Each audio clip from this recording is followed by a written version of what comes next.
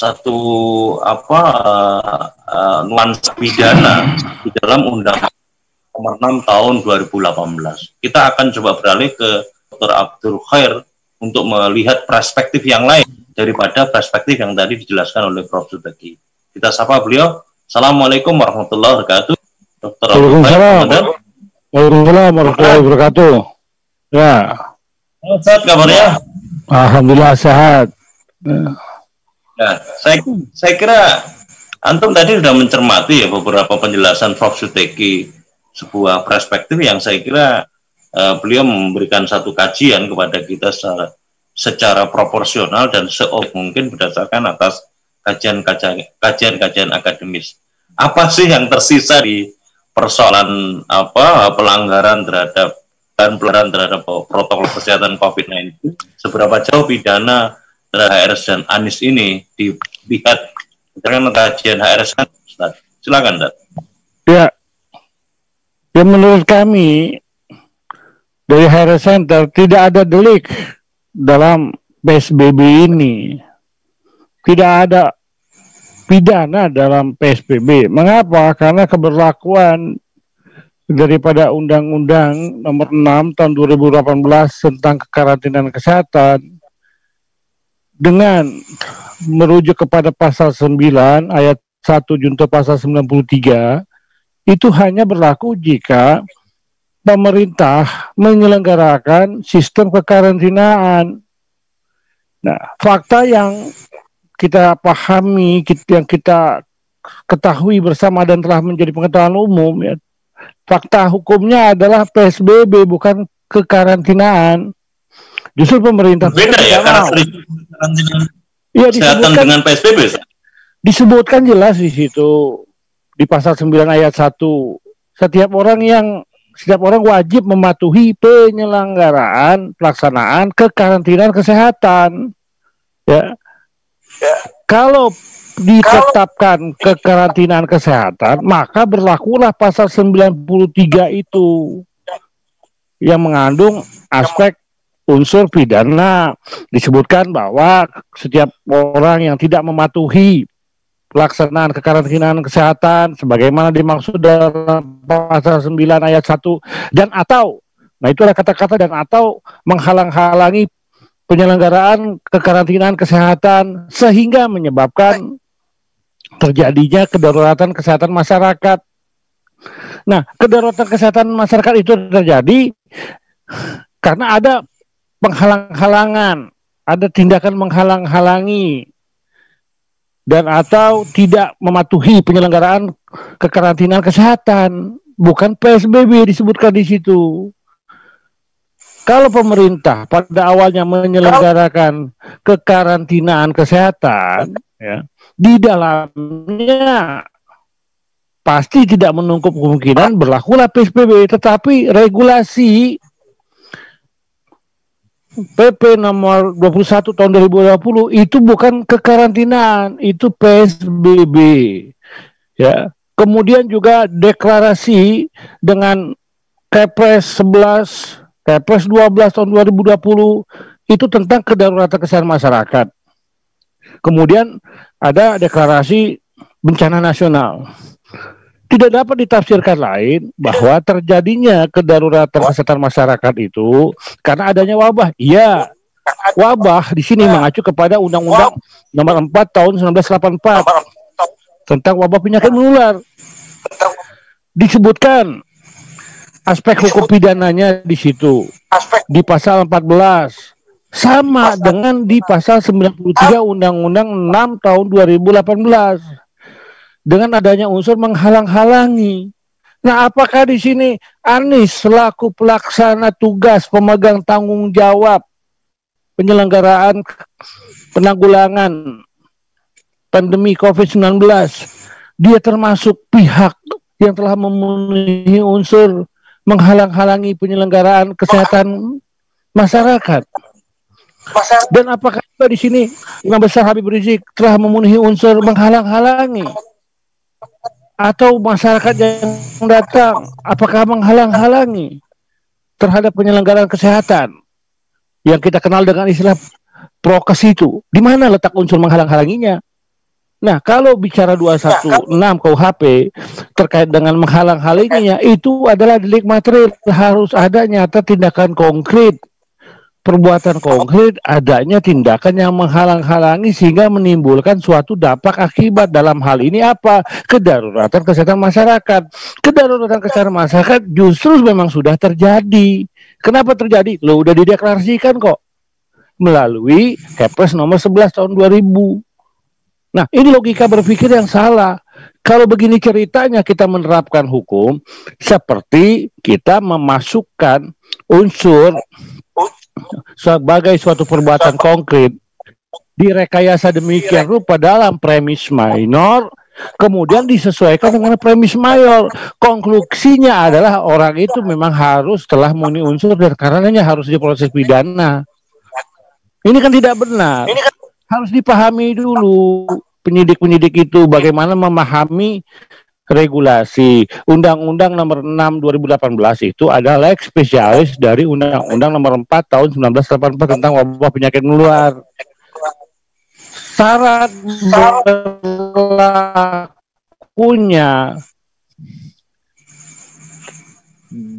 lex spesialis tentu harus terpenuhinya dulu. Jenis deliknya pasal 14 itu Undang-Undang nomor 4 tahun 1984. Tetapi ada ketentuan yang khusus yang tidak ada dalam Undang-Undang 4 tahun 1984 tentang wabah penyakit menular. Apa? Adalah kekarantinaan kesehatan yang menunjuk pada Undang-Undang nomor 6 tahun 2018. Ya, apa disebutkan? Di sini ada kekarantinaan kesehatan, tidak dikenal pada tahun 84 itu. Kekarantinaan kesehatan. Nah, kekarantinaan kesehatan ini terkait dengan adanya wabah. Iya, wabah itu kemudian menjadi suatu kebijakan pemerintah menerapkan PSBB. Karena yang diterapkan PSBB tidak berlaku penerapan hukum terhadap pelanggaran kekarantinaan kesehatan yang dimaksudkan dalam pasal 9 ayat 1 junto pasal 93. Nah, ini kan mencari-cari ini. Mencari-cari alasan lah kalau stinky ini. Nah, ini yang tidak tepat. Tadi Prof. Sutiki sudah menggambarkan itu. Nah, sekarang pertanyaan lainnya menyangkut istilah kerumunan. Apakah ada nomenklatur kerumunan itu dalam undang-undang terkait? Tidak ada.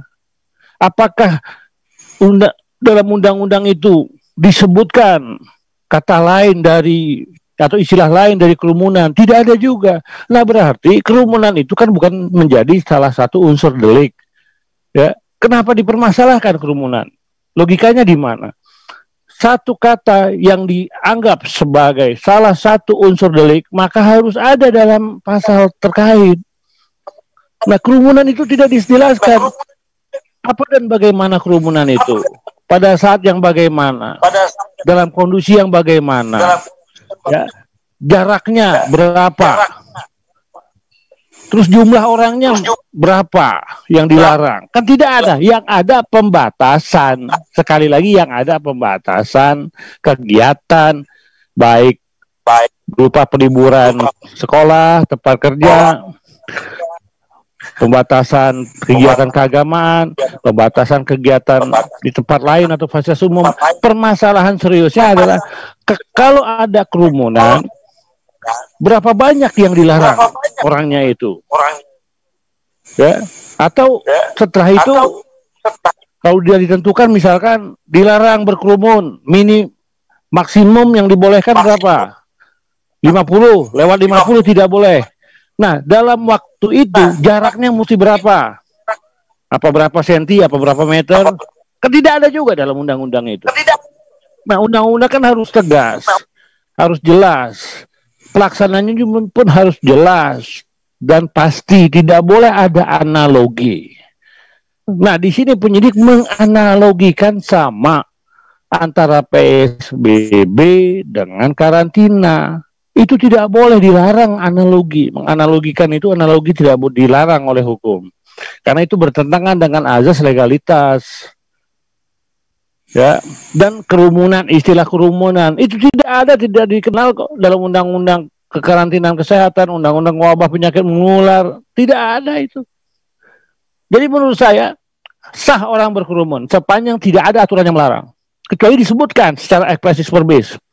Dalam masa pandemi masyarakat dilarang berkerumun, ditolerir maksimum sekian orang dengan jarak batasan sekian senti. Tidak ada juga kan? Nah, kalau tidak ada asasnya apa? Kalau tidak ada adalah kebolehan, boleh. Kalau disebut secara ekspresif verbis ada larangan. Ini tidak ada larangan berarti boleh. Tidak ada pidana. Berkali-kali saya katakan tidak ada pidana dalam PSBB. Nah sekarang fakta Habib Rizik telah membayar denda karena atas dasar itikat baik, kepercayaan kepada Pemprov DKI sebagai warga yang taat kepada hukum, dibayar itu 50 juta. Terlepas dari yang apa yang saya sampaikan, ketika dibayar denda itu mempertegas bahwa ini bukan perbuatan pidana, bukan pelanggaran pidana. Kenapa? Karena denda itu menyebutkan dengan nomenklatur denda administratif dari Pergub itu. Dan sudah dibayar 50 juta. Kalau sudah dibayar, anggaplah, sekali lagi ini, anggaplah ini adalah pelanggaran pidana. Menunjuk kepada nomenklatur pelanggaran pidana yang dibayar denda. Berarti nebis in idem. Seseorang tidak dapat dituntut untuk kedua kalinya terhadap perkara yang sama. Nah, seseorang sudah membayar denda. Loh, untuk apa lagi diproses? Untuk diproses, ditingkatkan nanti dari tahap penyelidikan ke penyidikan. Saya dengar juga ini ahli-ahli akan dipanggil dalam rangka penyelidikan sesuatu perbuatan itu, apakah perbuatan itu ada sifat melawan hukumnya, ada wetergleichheid-nya, sehingga perbuatan itu adalah benar-benar suatu peristiwa atau perbuatan pidana. Jadi tegasnya menentukan dulu ini apakah perbuatan pidana atau tidak. Ya. Nah, kalau misalkan penyelidik melakukan gelar perkara menentukan ini, ya harus seimbang.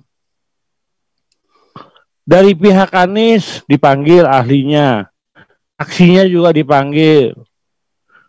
Begitupun pihak-pihak yang lainnya.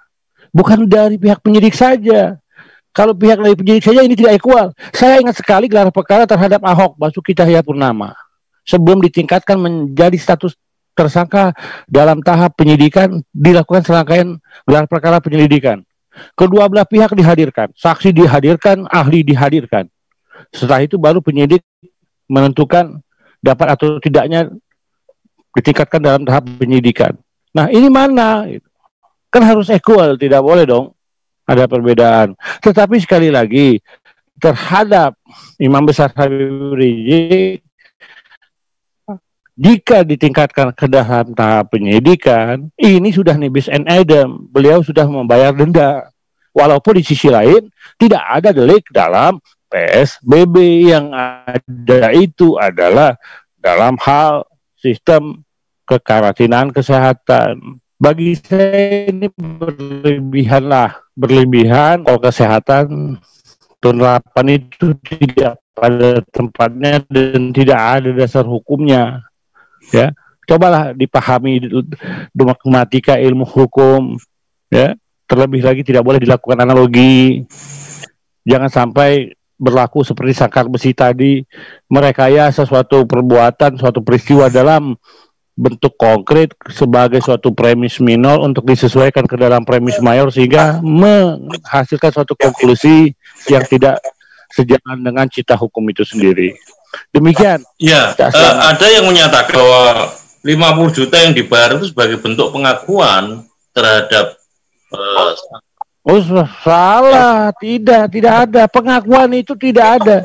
Itu berdasarkan peraturan gubernur. Ya, ada peraturan gubernurnya itu. Jangan disamakan seseorang yang sudah membayar denda itu dalam bentuk dia pengakuan karena telah melakukan tindakan perbuatan sebagaimana yang dimaksudkan dalam undang-undang. Tidak. Habib Rizik membayar denda itu berdasarkan Pergub, bukan berdasarkan undang-undang. Kalau berdasarkan undang-undang, dia harus diproses, harus ada putusan pengadilan. Seseorang membayar denda kalau berdasarkan kekuatan undang-undang, karena ada sanksi hukum kurungan dan atau membayar denda, harus ada putusan pengadilan. Nah, Habib Rizik membayar itu bukan dalam rangka itu. Berdasarkan apa? Berdasarkan adanya surat dari Pemprov menunjuk kepada denda administratif. Denda administratif sudah dibayar. Denda administratif lain dengan denda yang dimasukkan dalam denda pidana sebagaimana diatur dalam buku ketiga KUHP. Beda denda pidana dengan denda administratif. Itu bahasanya denda administratif dalam pergub itu. Habib Rizik bayar, itu sudah selesai. Tidak ada permasalahan hukum. Di sisi lain, walaupun Habib Rizik tidak membayar, tidak ada masalah hukum, tidak ada delik. Kalau saya sebagai Habib Rizik, saya tidak bayar, pemerintah mau nuntut saya, tidak ada dasar hukumnya. Sebagaimana dalil yang saya sampaikan.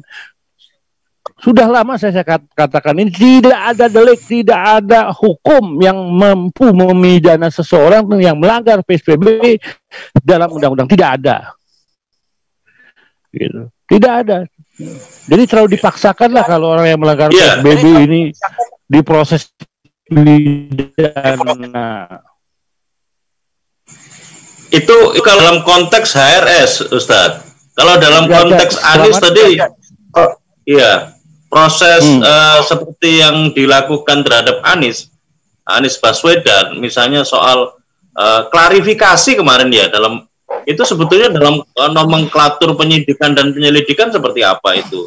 Terus yang kedua terkait dengan yang berwenang melakukan penyidikan terhadap Anies seperti apa itu? Iya, dalam tahap penyelidikan memang disebutnya klarifikasi atau integrasi atau wawancara, itu dalam tahap penyelidikan. Ya. Guna apa? Guna menentukan apakah peristiwa itu, perbuatan itu sebagai perbuatan atau peristiwa pidana, dipanggillah itu. Semuanya itu. Nah, apabila dapat dipastikan dalam proses penyelidikan terhadap perkara tersebut, peristiwa tersebut sebagai peristiwa atau perbuatan pidana, maka meningkatlah dalam tahap penyidikan. Penyidikan di sini tentu harus berdasarkan hukum acara dan putusan Mahkamah Konstitusi. Apa itu? Harus adanya minimal 2 alat bukti dan telah diperiksa calon tersangkanya. Hanya saja saya ingin mengatakan, ya, tidak ada relevansinya proses penyelidikan itu. Kenapa? Karena tidak ada dasar hukumnya untuk menyatakan terjadinya kerumunan yang diistilahkan itu terkait dengan kegiatan Maulid Nabi Muhammad SAW dan pernikahan putri Imam Besar Habib Rizik dalam konteks PSBB itu tidak ada ancaman hukumnya. Itu saja, tidak ada ancaman hukumnya. Nah, terkait dengan Anies Baswedan selaku Gubernur DKI Jakarta, ya, dia juga dalam kapasitas apa? Diperiksa, dipanggil, dimintakan klarifikasi. Kalau tidak ada objek perkaranya dalam urgensi dan relevansi tentang apa?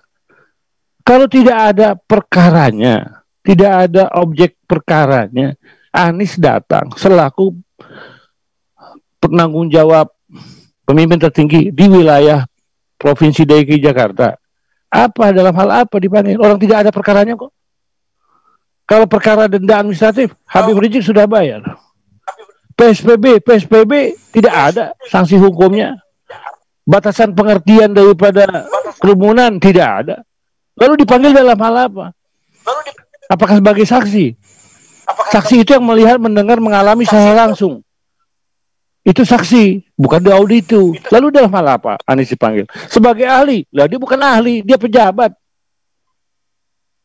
Jadi apa kedudukan Anies Baswedan dipanggil melalui penyelenggaraan proses penyelidikan oleh penyelidik untuk dimintakan klarifikasi dalam posisi sebagai apa?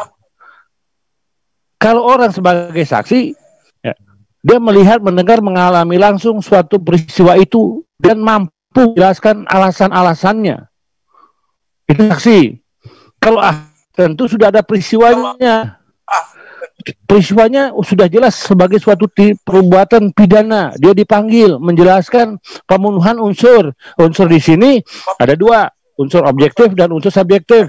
Unsur objektif itu aktus reus, perbuatan. Unsur subjektif itu menyangkut subjektif elemen, itu adalah mensra. Dia menjelaskan itu. Itu ahli. Nah, ini sebagai apa?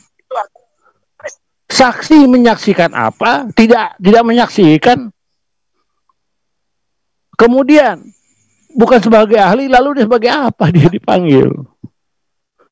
Nah, kalau Anies dianggap sebagai pihak atau orang sebagaimana dimaksudkan dalam pasal 93 yang menghalang-halangi penyelenggaraan kekarantinaan kesehatan, loh dia sebagai pihak yang bertanggung jawab menggerakkan berbagai unsur dalam hal penyelenggaraan kekarantinaan kesehatan untuk meminimalkan penyebaran COVID-19. Dia penanggung jawab, kok dia termasuk unsur menghalang-halangi? Kan tidak mungkin. Nah, kalau tadi Prof. Suteki membarkan itu, ya kalau berarti semuanya terlibat dong, kena apa? Penyertaan. Kalau Anies kena, ini ada penyertaan. BNPB daerah kena, polisi kena, Satpol PP kena. Kena apa? Kena pasal penyertaan, pasal 55 ayat 1 angka ke-1 dan atau perbantuan pasal 56 yang hadir Maulid Nabi, ya, berapa banyak gitu. Itu dianggap tidak mematuhi penyelenggaraan kesehatan kekarantinaan karena berkerumun. Harus diproses, harus disidang semuanya. Ratusan ribu tak selamat. Mampukah kepolisian memanggil ratusan ribu itu? Harus adil. Kalau satu kena, semuanya kena. Ini delik penyertaan. Bukan hanya yang di atas panggung. Semua yang hadir itu harus kena. Diproses, disidik misalkan. Kemudian dituntut ke pengadilan.